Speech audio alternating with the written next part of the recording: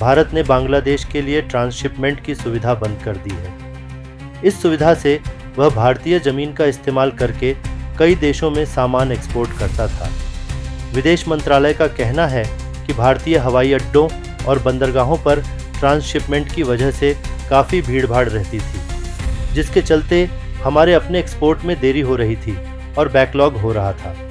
विदेश मंत्रालय ने कहा कि काफ़ी समय से अपैरेल एक्सपोर्ट प्रमोशन काउंसिल बांग्लादेश की ट्रांसशिपमेंट सुविधा बंद करने की मांग कर रहा था, जिसे अब स्वीकार कर लिया गया है। हालांकि पिछली व्यवस्था के तहत जो बांग्लादेशी एक्सपोर्ट कार्गो भारत में प्रवेश कर चुके हैं, उन्हें शिपमेंट की अनुमति है।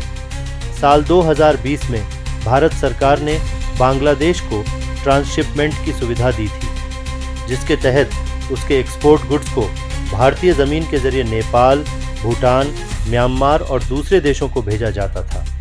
भारत सरकार के इस फैसले को मोहम्मद यूनुस के उस बयान से जोड़कर देखा जा रहा है, जिसमें उन्होंने पूर्वोत्तर राज्यों का हवाला देते हुए चीन से आर्थिक विस्तार की अपील की थी।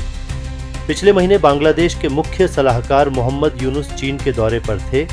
यहाँ 28 मार्च को उन्होंने चीन से समंदर के जरिए व्यापार बढ़ाने और बांग्लादेश में आकर उत्पादन करने की अपील की थी, ताकि उनके देश को आर्थिक लाभ मिले।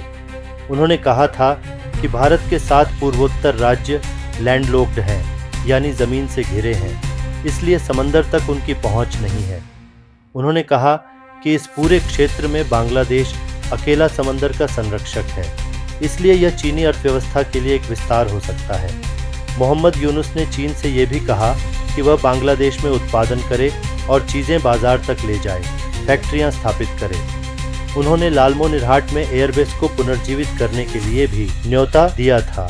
लालमोनिरहाट जिला बंगाल के सिलीगुड़ी कॉरिडोर या चिकन नेक से ज़्यादा दूर नहीं है। चिकन नेक नेपाल, बांग्लादेश, भूटान और चीन की सीमाओं से लगता है।